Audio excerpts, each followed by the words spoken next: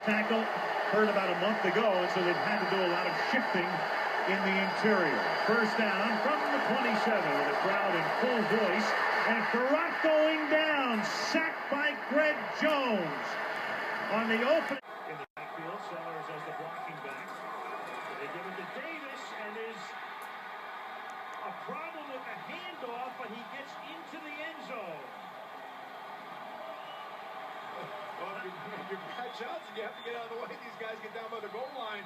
They smell touchdown. They want the Player and Watson. It's the 29th of January, right here on ABC. As Stephen Davis breaks it, bad ankle and all, from his own 13, and finally caught from behind at the Detroit 29 by Brian Westbrook. What bad ankle. He certainly didn't look like a fullback there, Al, did he? He came flying through the hole. It was a nice lead block by Larry Centers, running right up in the middle here. And take a look at number 27, Mark Carrier, right there. He's blocked by number 83, the wide receiver. Nice read by Stephen Davis coming through the middle. Albert Cannell made a nice block at the point of attack, and that's... On the board, Davis nearly untouched for the touchdown. Davis will go to the Pro Bowl, and the block was thrown by Trey Johnson, who will go to the Pro Bowl.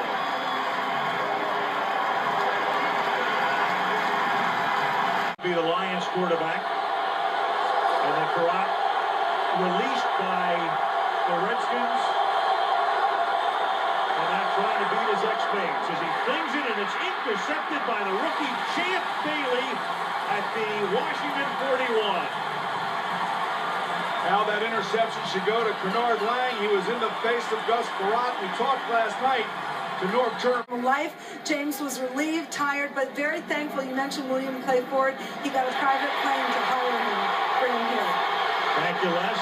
Stephen Davis breaks another one and then goes out of bounds at the 12-yard line. Albert Connell threw the block to Stringham. No, they're running right up the middle, Al, and when you're able to run... In training camp. There it was. Oh, man.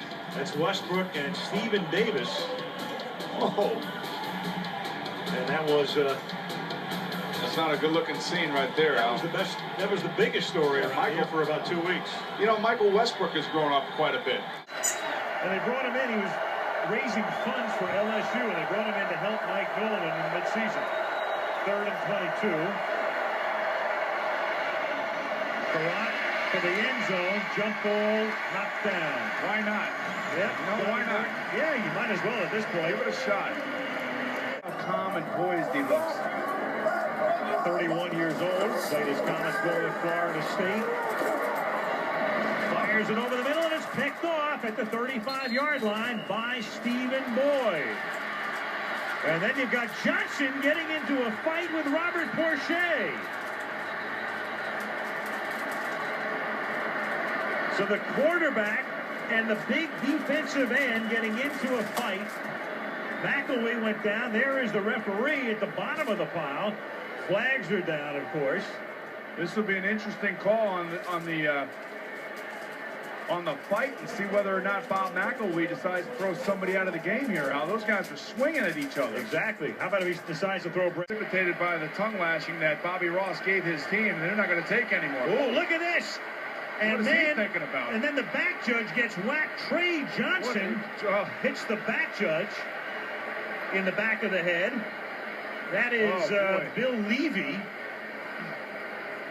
Ooh, boy. He's one of the great guys, too. You know, we deal with him all the time before games, and I don't know what Trey Johnson's thinking about, but you got to catch yourself, and you got to hold back. And right now, you're doing all the things that the Detroit Lions want you to do. Well, you had a pick by Boyd. You had a fight with Johnson and Porcher. We have unnecessary roughness against both teams after the play. And then we have an unsportsmanlike on number 77, Washington, 15 yards. The player is ejected. So that is a Pro Bowl guard, Trey Johnson, who is ejected. So they're missing Trey Johnson, the Pro Bowl guard.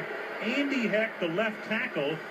with a hamstring injury, went out in the first quarter, so it's a totally revamped line. And here's Porcher and Johnson that precipitated it. And you know what's going on here, Al? Johnson had just thrown the interception. Defensive lineman, all of a sudden, look at the quarterback as fresh meat.